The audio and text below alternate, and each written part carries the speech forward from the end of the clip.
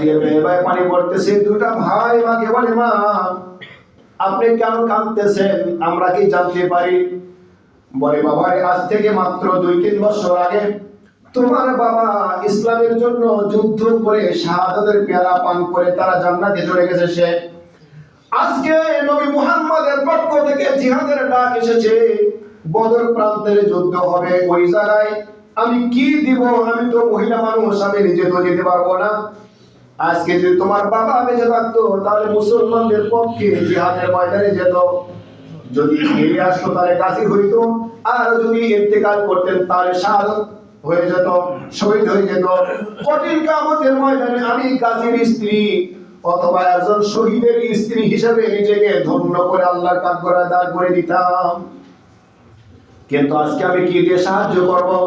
বলে, মা তুমি টেনশন করো না, আপনার 2টা ভাই আজকে জিহাদের ময়দানে যাব, আপনার কাছে অনুমতি চাই। বলে, আরে কিভাবে তোমরা জিহাদের ময়দানে যাবে? এত ছোট বাচ্চা, তোমাদেরকে তো নিবে না। বলে, মা নিবে কি নিবে না এটা পরে হবে, আপনি আগে আমায় অনুমতি দেন, আমাদেরকে যাওয়ার পারমিশন দেন।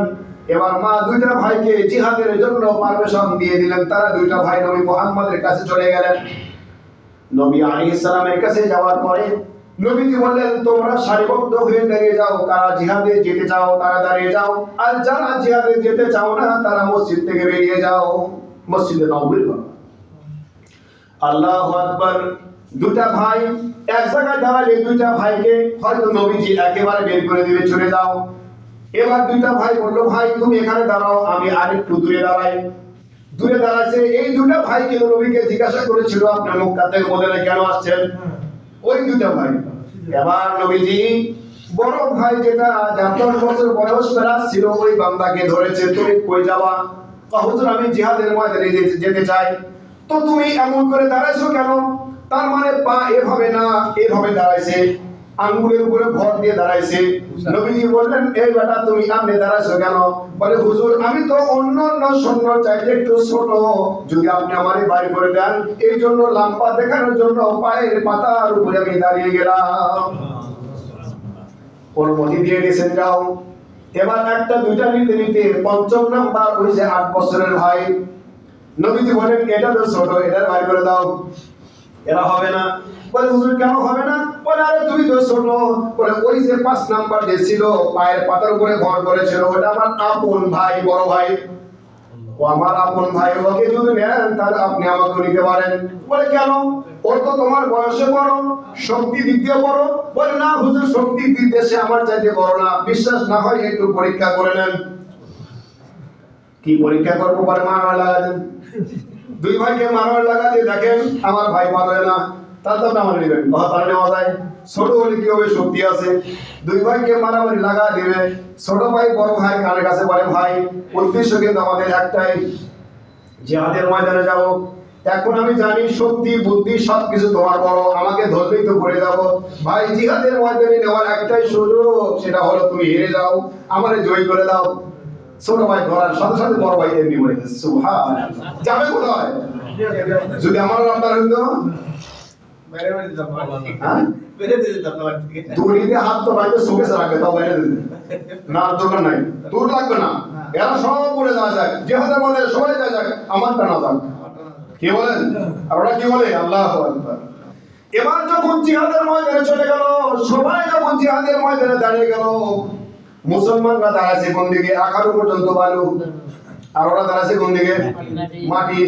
প্রথম যেদিন নবীজি দোয়া করে দিলেন তাহাজ্জুদের নামাজের সময়, তার করে দিলেন সবাইকে জিহাদের ময়দানে দিয়ে নবীজি পিছনে হাত তুলেছেন আল্লাহর কাছে, আল্লাহ আপনি যদি সাহায্য না করেন 1000 মানুষের কাছে 313 জন আলু ভর্তা। কি হতা? আলু ভর্তা। আল্লাহ রাব্বুল আলামিন সঙ্গে সঙ্গে আসমান থেকে একটা বৃষ্টি বর্ষণ করে দিলেন, কঠিন বৃষ্টি। বৃষ্টি হওয়ার সাথে সাথে মাটিগুলো কি হবে বলেন তো? যদি আমাদের চরমেলের মাটি হয়, এক জায়গায় পা দিলে আরেক জায়গায় নিয়ে যাবে 5 হাত দূরে, স্লিপ কাটবে, স্লিপিং। আমাদের শহরে তো স্লিপিং খেলতে হয়, আমাদের গ্রামে স্লিপিং লাগে না, নদীর ধারের থেকে নিচ দিকে মারলে স্লিপিং হয়ে যায়।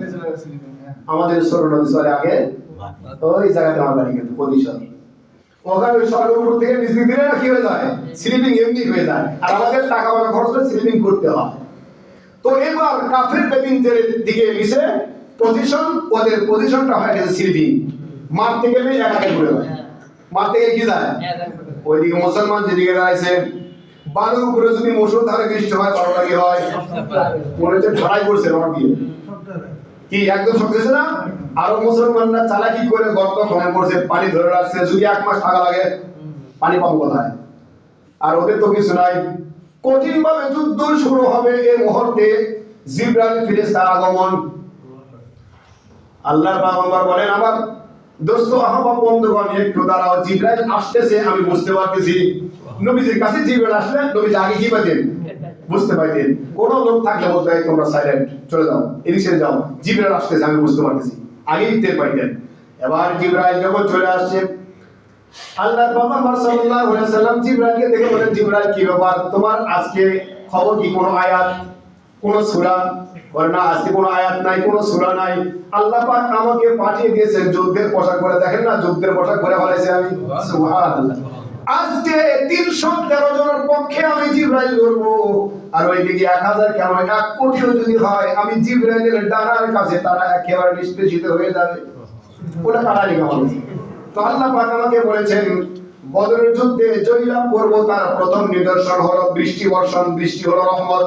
এই রহমত দিয়া মুসলমানদেরকে সাহায্য করলাম, আর এই বৃষ্টিটা হয়ে গেল ওদের মরণের ফাঁদ, একেবারে কাদা হয়ে গেল, পিছলা হয়ে গেল, আর কোনো সুযোগ নেই। টাইম শেষ। হ্যাঁ, আগামী তোমার এখান থেকে ইচ্ছা ভালো লাগে। হ্যাঁ, সুন্দর লাগবে, সুন্দর লাগার জিনিস ভাই, আলহামদুলিল্লাহ।